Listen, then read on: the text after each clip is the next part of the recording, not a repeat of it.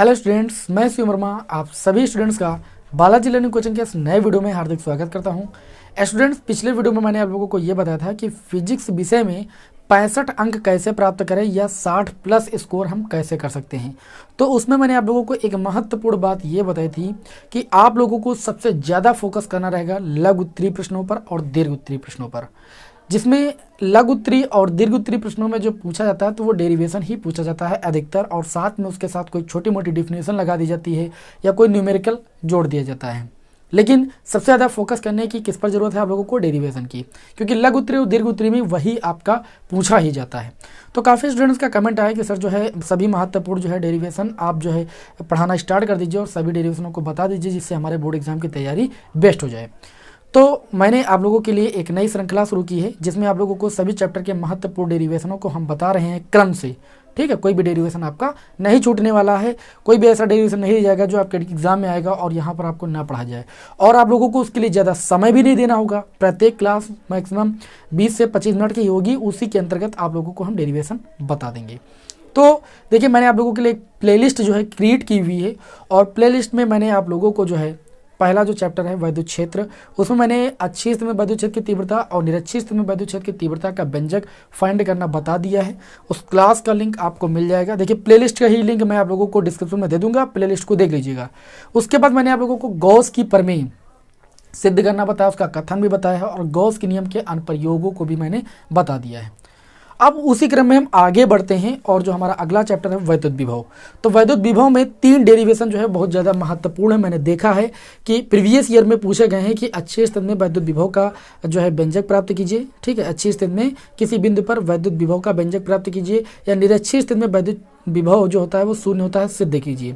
तो इन दोनों डेरिवेशनों को इस क्लास में मैं आप लोगों को बताने वाला हूं, और नेक्स्ट क्लास में मैं आप लोगों को विभव प्रवणता और वैद्युत क्षेत्र की तीव्रता में संबंध बताने वाला हूं, क्योंकि वो डेरिवेशन भी बहुत ज़्यादा इंपॉर्टेंट है। ठीक है, चलिए क्लास को शुरू करते हैं। लेकिन क्लास शुरू करने से पहले आप सभी से रिक्वेस्ट है कि आप सभी लोगों के लिए हम इतनी मेहनत करते हैं, तो आप लोग वीडियो को अधिक से अधिक शेयर कर दिया करें, और यदि आप हमारे चैनल पर नए हैं तो सब्सक्राइब जरूर कर लीजिएगा, क्योंकि आगे की क्लासों का जो नोटिफिकेशन होगा वो आपको सबसे पहले तभी मिल पाएगा जब आप चैनल को सब्सक्राइब कर लेंगे। तो चलिए शुरू करते हैं।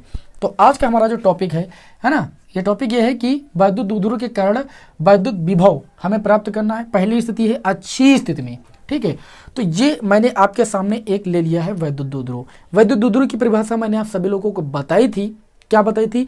कि परिमाण में समान तथा प्रकृति में विपरीत आवेश जब एक दूसरे से अल्प दूरी 2l पर रखे होते हैं, स्थित होते हैं, तो वो क्या करते हैं? वैद्युत दुर्ध्रुव का निर्माण करते हैं।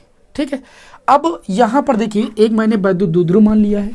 माना एक वैद्युत दुर्ध्रुव है, ऐसे लिखेंगे पहले कि माना एक वैद्युत दुर्ध्रुव ए बी है। अब देखिए, लैंग्वेज हम यहाँ पर नहीं लिखेंगे, आप लोगों को लैंग्वेज हम सारी बता देंगे, आप खुद लिख लोगे। माना एक वैद्युत दुर्ध्रुव ए बी है, ठीक है, जो कि एक ऐसे माध्यम में स्थित है जिसका परावैद्युतांक क्या है भाई? जिसका परावैद्युतांक के है। क्या है भाई? परावैद्युतांक के। ये जो वैद्युत दुर्ध्रुव है, इसके ए सिरे पर आपका माइनस क्यू आवेश है और बी सिरे पर आपका प्लस क्यू आवेश है। ठीक है, जो आपका वैद्युत दुर्ध्रुव है उसके एक सिरे ए पर जो है माइनस क्यू आवेश है और दूसरे सिरे बी पर आपका प्लस क्यू आवेश है, और इन दोनों आवेशों के बीच की जो दूरी है वो कितनी है? अल्प दूरी आपकी 2l है, तभी तो ये एक वैद्युत दुर्ध्रुव का निर्माण करेंगे भाई। क्लियर इतनी बात? यह सभी लोगों को मैंने आप लोगों को वैद्युत क्षेत्र की तीव्रता वाले डेरिवेशन में भी बताया था। उसके बाद हम क्या करते हैं, इसके मध्य बिंदु O से, चूंकि हमारे डेरिवेशन का नाम है अच्छी स्थिति में, तो इसके मध्य बिंदु O से अच्छी स्थिति में एक बिंदु हम P मानेंगे। तो ये इसका मान लीजिए मध्य बिंदु है आपका, इसको हम O नाम दे देते हैं। इसके मध्य बिंदु O से अच्छी स्थिति में एक बिंदु हम यहाँ पर ले लेते हैं भाई, अच्छी स्थिति में एक बिंदु हम ले लेते हैं P। ठीक है, इस मध्य बिंदु O से अच्छी स्थिति में जो बिंदु P माना है, इसके बीच की जो दूरी होगी वो आपकी स्मॉल r होगी। क्या होगी भाई? स्मॉल r होगी। इसको थोड़ा सही से खींच लेते हैं। मध्य बिंदु O से अच्छी स्थिति में बिंदु P के बीच की जो दूरी है वो कितनी है? स्मॉल r मीटर है। इतनी बात क्लियर हुई? आपको क्या लिखना है एक बार और सुनिए। माना एक वैद्युत दुर्ध्रुव ए बी ऐसे माध्यम में स्थित है जिसका परावैद्युतांक k है। जो वैद्युत दुर्ध्रुव है वो माइनस क्यू और प्लस क्यू आवेशों से मिलकर बना है। इन दोनों आवेशों के बीच की दूरी कितनी है? 2l है। वैद्युत द्विध्रुव के मध्य बिंदु O से R दूरी पर स्थित अच्छी स्थिति में बिंदु P एक लिया गया है, ठीक है, जिस पर हमें क्या करना है, परिणामी वैद्युत विभव ज्ञात करना है, परिणामी वैद्युत विभव ज्ञात करना है।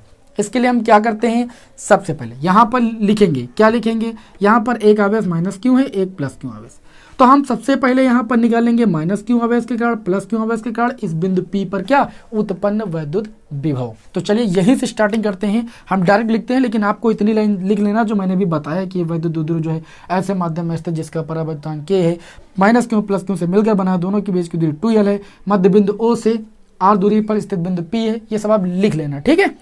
अब यहाँ पर हम डायरेक्ट लिखते हैं कि प्लस क्यू आवेश के कारण, प्लस क्यू आवेश के कारण, प्लस क्यू आवेश के कारण किस बिंदु पर भाई, बिंदु P पर उत्पन्न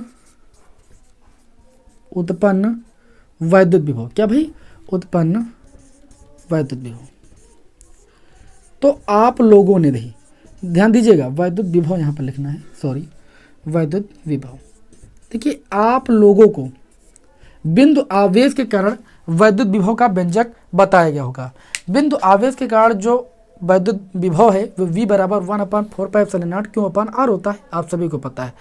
तो यहाँ पर देखिए ये आपका बिंदु है, ये आप इस बिंदु आवेश के कारण इस बिंदु पर आपको क्या निकालना है, वैद्युत विभव, इसको आप नाम दे दीजिए V1। तो V1 बराबर सूत्र होता है 1/4πε0। यहाँ पर माध्यम क्या है भाई, परावर्तनांक K है आपका, ठीक है, माध्यम का परावर्तनांक K है।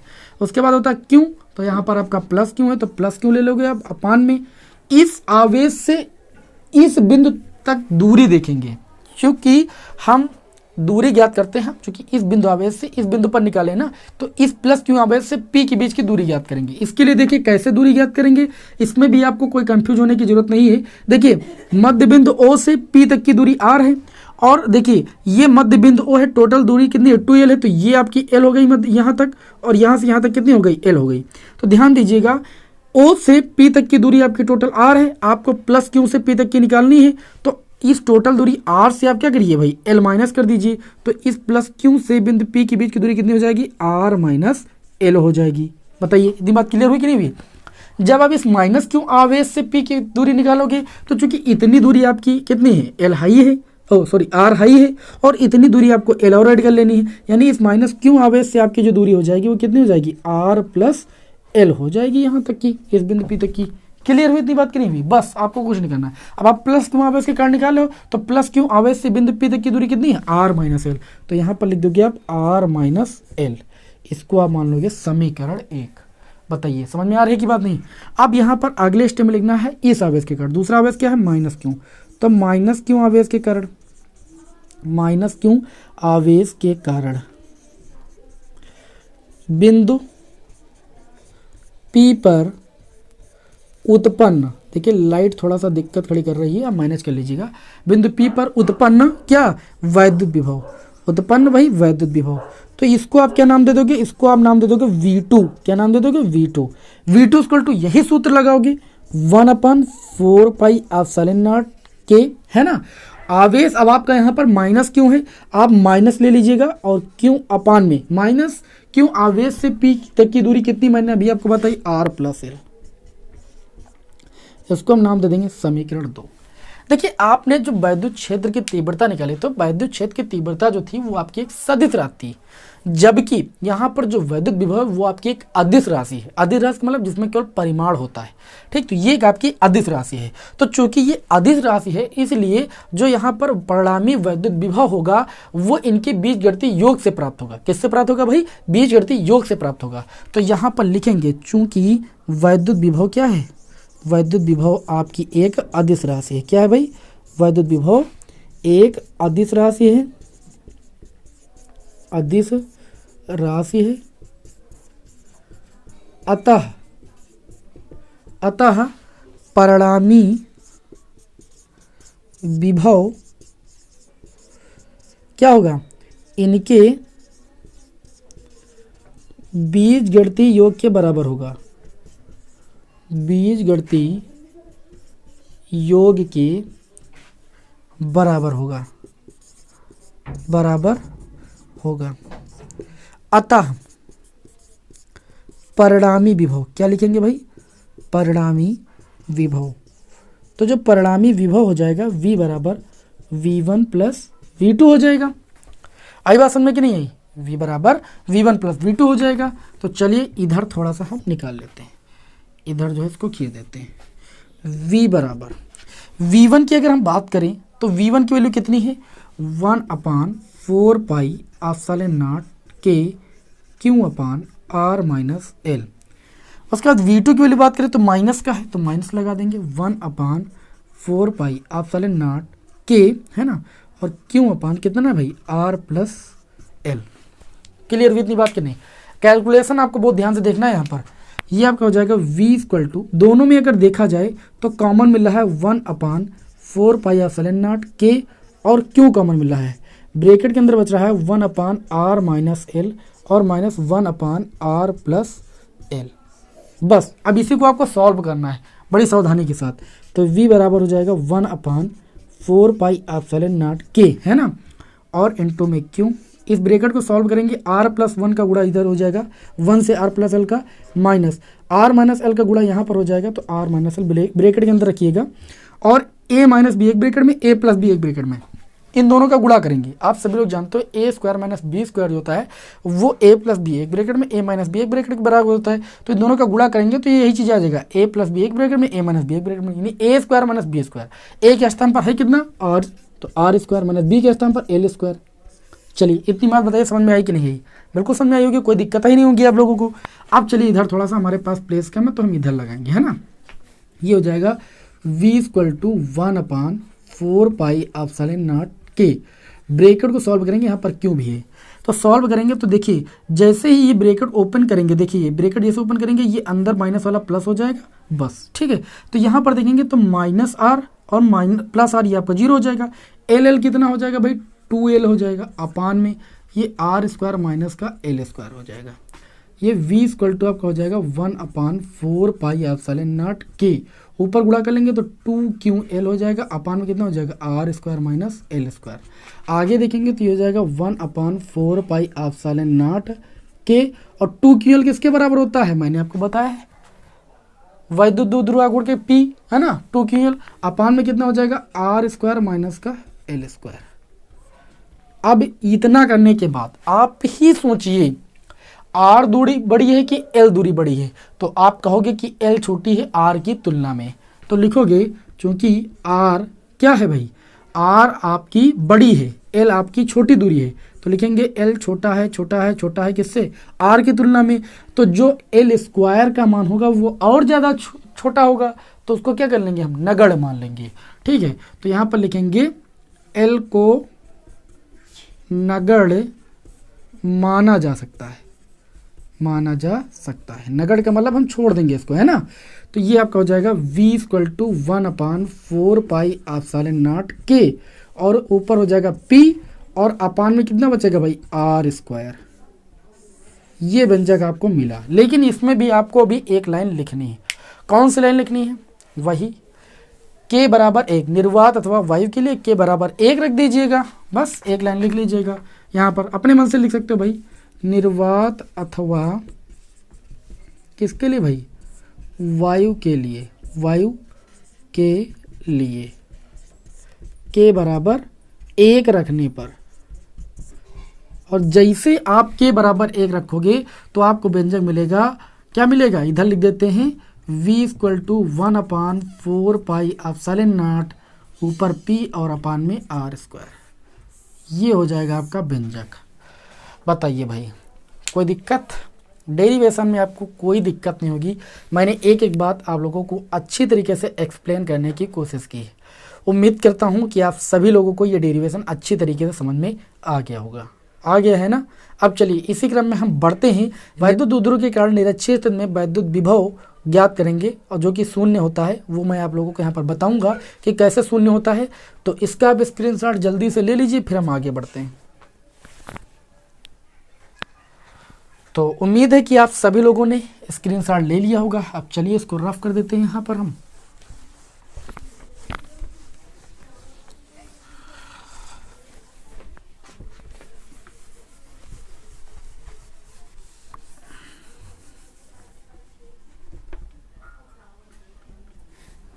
इस फिगर को भी रफ नहीं करेंगे, है ना, थोड़ा सा इसी का यूज कर लेंगे, बार बार मेहनत करनी पड़ेगी नहीं इस तरीके से, है ना, क्योंकि वैद्युत द्विध्रुव के कारण इसमें भी निकालना है ना, बस इसमें फर्क इतना है कि निरक्षीय स्थिति में निकालना है, इतना ही फर्क है भाई। इसको भी रफ कर देते हैं। ठीक, अगली हेडिंग हो जाएगी हमारी निरक्षीय स्थिति में। हेडिंग लगा लेंगे निरक्षीय स्थिति में। आपको कुछ नहीं करना है, वही लैंग्वेज यूज करनी जो मैंने अभी यूज की थी। आप क्या कहोगे कि माना एक वैद्युत द्विध्रुव AB ऐसे माध्यम में स्थित है जिसका परावैद्युतांक K है। ठीक, माना एक वैद्युत द्विध्रुव AB ऐसे माध्यम में स्थित है जिसका परावैद्युतांक K है। वैद्युत द्विध्रुव -Q और +Q आवेशों से मिलकर बना है, जिसके बीच की दूरी कितनी है भाई, 2L है। अब क्या करते हैं, चूंकि हमें निरक्षीय स्थिति में वैद्युत विभव का व्यंजक प्राप्त करना है, तो वैद्युत द्विध्रुव के मध्य बिंदु O से R मीटर की दूरी पर निरक्षीय स्थिति में, तो निरक्षीय का मतलब होता है भाई लंबवत, है ना, तो यहाँ पर क्या करेंगे, इसके मध्य बिंदु O से निरक्षीय स्थिति में हम क्या करते हैं भाई, ऐसे, ये आपकी जो दूरी है, ठीक है, ये जो आपकी दूरी है बिंदु O से यहाँ पर जो मैंने बिंदु P माना है निरक्षीय स्थिति में, इसके बीच की दूरी कितनी लेंगे, R, जैसे अक्षीय स्थिति में दूरी R मानी थी। अब क्या करेंगे, इस बिंदु P को हम मिला देंगे इस बिंदु से, है ना, और इस बिंदु P को हम मिला देंगे इससे।